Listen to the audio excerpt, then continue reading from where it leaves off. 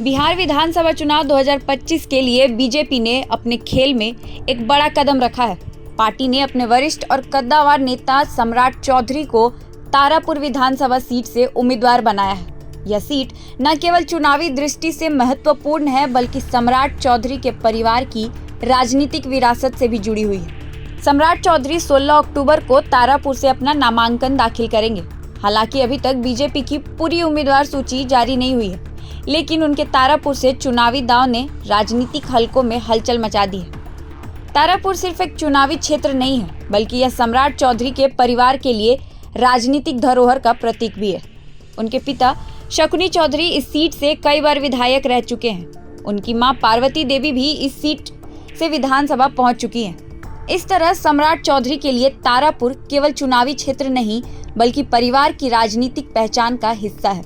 यह विरासत उन्हें स्थानीय मतदाताओं के बीच एक मजबूत पकड़ देती है। सम्राट चौधरी का राजनीतिक सफर भी किसी रोचक कहानी से कम नहीं है। वे हमेशा से भाजपा के सदस्य नहीं रहे। पहले उन्होंने राजद के टिकट पर 2 बार विधायक के रूप में कार्य किया। उनकी पहली जीत 2000 में परबत्ता सीट से हुई थी और दूसरी 2010 में। खगड़िया जिले की परबत्ता सीट से उनकी राजनीतिक प्रतिस्पर्धा हमेशा ही जुझारू रही है।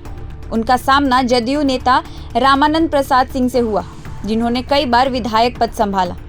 रामानंद के पुत्र संजीव सिंह 2020 में परबत्ता से विधायक बने थे, लेकिन अब वे तेजस्वी यादव के साथ राजद के टिकट पर मैदान में उतरेंगे। इस तरह सम्राट चौधरी ने राजनीति में विभिन्न दलों के साथ रहते हुए भी अपनी पकड़ बनाए रखी है और अब बीजेपी के माध्यम से अपने राजनीतिक कद को और मजबूत करने का प्रयास कर रहे हैं।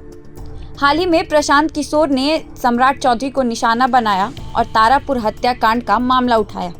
उन्होंने उनकी उम्र और रिहाई पर सवाल खड़े किए।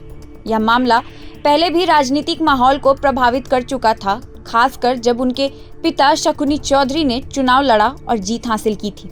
अब यह पुराना विवाद फिर से सक्रिय हो गया है, खासकर उस समय जब सम्राट चौधरी उसी तारापुर सीट से चुनाव लड़ने जा रहे हैं। इस तरह राजनीतिक रूप से यह सीट न केवल परिवार की विरासत की लड़ाई बन गई है, बल्कि पुराने मामलों और विवादों की भी जमीन बन गई है। सम्राट चौधरी की विरासत और अनुभव उनके लिए फायदा हो सकता है, लेकिन पुराना विवाद और विपक्षी गठबंधन उनकी राह में बाधा डाल सकते हैं। सम्राट के पुराने राजद संबंध और विवादों का इस्तेमाल करके विरोधियों को चुनावी फायदा मिल सकता है। परिवार की राजनीतिक पहचान और स्थानीय मुद्दे दोनों ही मतदाताओं को प्रभावित करेंगे। सम्राट चौधरी का तारापुर से चुनाव लड़ना केवल एक राजनीतिक कदम नहीं, बल्कि परिवार की विरासत और अनुभव का मेल है। बीजेपी ने इस सीट से उनके कद और पहचान का फायदा उठाने का रणनीतिक दांव खेला है। 2025 के बिहार चुनाव में तारापुर विधानसभा सीट कहानी, विरासत और राजनीतिक खेल का केंद्र बनकर उभर रही है। पर फिलहाल इस खबर में इतना ही। बाकी के अपडेट्स के लिए देखते रहिए प्रभात खबर डिजिटल। धन्यवाद, शुक्रिया।